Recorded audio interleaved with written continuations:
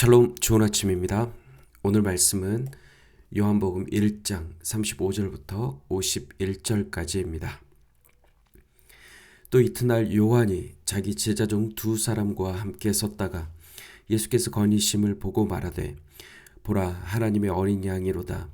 두 제자가 그의 말을 듣고 예수를 따르거늘 예수께서 돌이켜 그 따르는 것을 보시고 물어 이르시되 무엇을 구하느냐 이르되 랍비여 어디 계시오니까 하니 랍비는 번역하면 선생이라.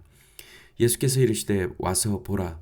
그러므로 그들이 가서 계신 데를 보고 그날 함께 거하니 때가 10시쯤 되었더라. 요한의 말을 듣고 예수를 따르는 두 사람 중에 하나는 시몬 베드로의 형제 안드레라. 그가 먼저 자기의 형제 시몬을 찾아 말하되 우리가 메시아를 만났다 하고, 메시아는 번역하면 그리스도라. 데리고 예수께로 오니 예수께서 보시고 이르시되 네가 요한의 아들 시몬이니 장차 게바라 하리라 하시니라. 게바는 번역하면 베드로라. 이튿날 예수께서 갈릴리로 나가려 하시다가 빌립을 만나 이르시되 나를 따르라 하시니 빌립은 안드레와 베드로와 한 동네 벳세다 사람이라. 빌립이 나다나엘을 찾아 이르되 모세가 율법에 기록하였고 여러 선지자가 기록한 그 일을 우리가 만났으니 요셉의 아들 나사렛 예수니라. 나다나엘이 이르되 나사렛에서 무슨 선한 것이 날 수 있느냐. 빌립이 이르되 와서 보라 하니라. 예수께서 나다나엘이 자기에게 오는 것을 보시고 그를 가리켜 이르시되 보라, 이는 참으로 이스라엘 사람이라. 그 속에 간사한 것이 없도다. 나다나엘이 이르되 어떻게 나를 아시나이까. 예수께서 대답하여 이르시되 빌립이 너를 부르기 전에 네가 무화과나무 아래에 있을 때 보았노라. 나다나엘이 대답하되 랍비여 당신은 하나님의 아들이시오. 당신은 이스라엘의 임금이로소이다. 예수께서 대답하여 이르시되 내가 너를 무화과나무 아래에서 보았다 함으로 믿느냐. 이보다 더 큰 일을 보리라. 또 이르시되 진실로 진실로 너희에게 이르노니 하늘이 열리고 하나님의 사자들이 인자 위에 오르락 내리락 하는 것을 보리라 하시니라. 아멘. 예수님이 세례 요한을 통해 물로 세례를 받으시고 이튿날이 되었습니다. 세례 요한은 자신을 따르던 제자들을 예수께 기꺼이 보내며 자신의 지위와 명성, 자리에 연연하지 않습니다. 참 빛이신 예수를 어느 누구도 알지 못했지만 빛의 증언자, 광야의 소리, 세례 요한을 통해 하나님의 어린 양이신 예수께서 소개됩니다. 세례 요한의 제자 중 두 사람이 하나님의 어린 양 예수를 따릅니다.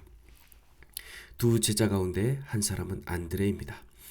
두 제자가 따르는 것을 보시고 예수께서 물으십니다. 너희들은 무엇을 구하느냐?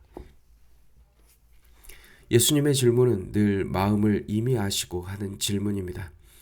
예수께서 무덤에서 울고 있는 마리아에게 물으실 때도 누구를 찾느냐 하셨습니다.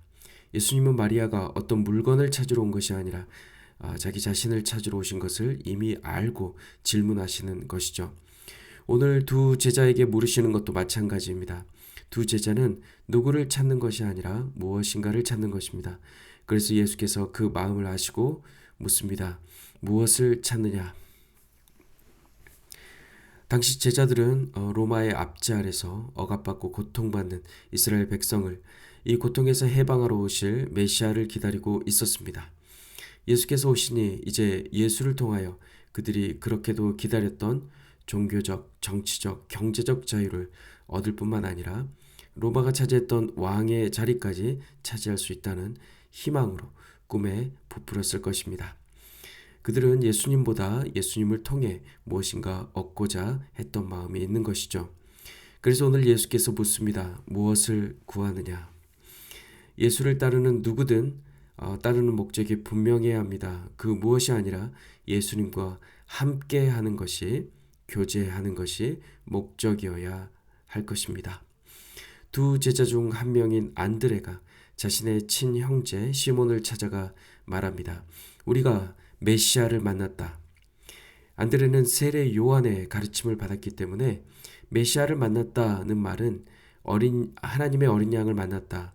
세상에 죄를 지시며 성령으로 세례를 베푸실 분을 만났다라는 요한의 그 가르침을 포함하고 있을 것입니다. 안드레가 시몬을 데리고 예수께 오니 예수께서 보시고 말씀하십니다. 네가 요한의 아들 시몬이니 장차 게바라 하리라 합니다. 게바는 아람어로서 바위라는 뜻입니다. 예수님이 시몬에게 새 이름을 지어주셨는데요. 그 이름이 바위인 것입니다. 그리고 그 바위는 당시 그 지역의 언어인 헬라어로는 베드로인데요. 이후 시몬은 줄곧 베드로라 불리웁니다. 예수께서는 이후 사역에 들어가셨을 때 주는 그리스도시요 살아계신 하나님의 아들입니다 라고 고백하는 그 베드로에게 복이 있다 말씀하시면서 너는 베드로인데 내가 이 반석 위에 내 교회를 세우겠다 말씀하십니다. 아람어로는 게바 위에 주님의 교회가 세워지는 것이고요. 헬라어로는 베드로 위에 주님의 교회가 세워지는 것입니다. 반석 위에 세워지는 것이죠. 주님의 교회는 혈육으로 지어진 이름 시몬 위에 지어지는 것이 아닙니다. 주님의 교회는 주님께서 주신 새 이름 위에 지어지는 것이죠. 주는 그리스도시요 살아계신 하나님의 아들이심을 믿는 그 믿음을 가진 새 이름 위에 주님의 교회가 세워지는 것입니다.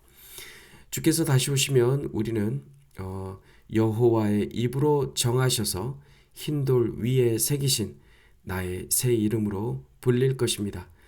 이사야 62장 2절과 요한계시록 2장 17절이 말씀하고 있습니다. 영생을 소유한 그 이름 위에 주께서 영원한 생명을 전하는 그분의 교회를 세우시는 것입니다. 다음 날 예수께서 갈릴리로 나가려 하시다가 빌립을 만나 나를 따르라 말씀하십니다. 세례 요한이 보낸 두 제자가 예수님을 따른 것과는 달리 빌립은 예수님이 먼저 부르십니다. 따르라. 이 말은 삶의 방향, 인생의 방향을 바꾸라, 기존의 삶을 버리라는 의미가 담겨 있습니다. 예수님을 믿는다는 것은 예수님을 따르며 기존의 삶의 방식을 버리고 예수님만 쫓아가는 삶인 것입니다. 예수를 만난 빌립은 바로 나다나엘을 찾아 주님께 인도합니다. 나다나엘이 다가오는 것을 보시고 주께서 말씀하십니다. 보라, 이는 참으로 이스라엘 사람이라 그 속에 간사한 것이 없도다. 이것은 대단한 칭찬이 아닐 수 없습니다. 간사한 것이 없다는 것은 예수 그리스도와 동일하게 입에 거짓이 없다는 뜻입니다.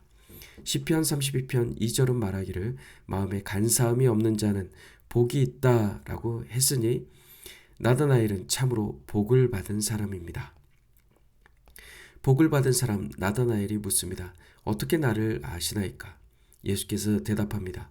빌립이 너를 부르기 전에 네가 무화과 나무 아래 있을 때 보았다. 나다나엘은 무화과 나무의 아래에서 무엇을 하고 있었던 것일까요? 당시 유대인들에게 무화과 나무 아래는 율법을 묵상하고 하나님과 독대하며 구원을 갈망했던 그들의 은밀한 장소였습니다. 그런 나다나엘의 영적 갈망을 주님은 이미 알고 계셨던 것이죠. 나다나엘은 무화과 나무를 언급하는 예수를 향해 당신은 하나님의 아들이요 이스라엘의 임금이십니다 라고 고백합니다. 간사함이 없는 나다나엘이 당신은 하나님의 아들이십니다 라고 신앙 고백을 하자 주께서는 이보다 더 큰 일을 보게 될 것인데 그것은 하늘이 열리고 천사들이 인자 위에 오르락 내리락 하는 것을 보게 될 것이다 말씀합니다.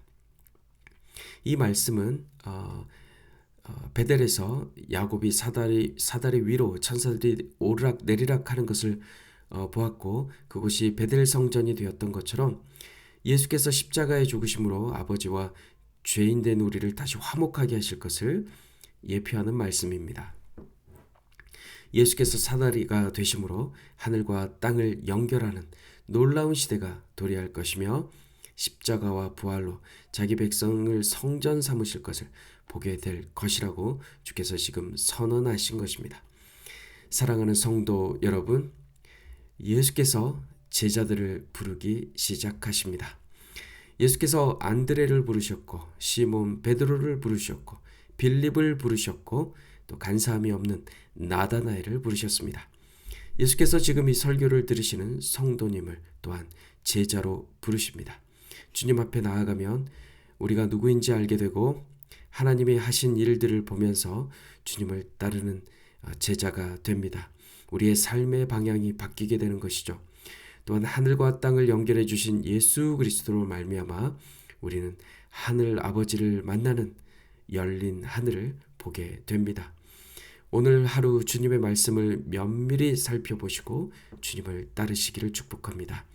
그리고 학교에서, 직장에서, 가정에서 주께서 성도님들에게 주신 복된 이름 그리스도인, 그 이름 위에 주님의 교회가 세워져 가기를 주님의 이름으로 축복합니다.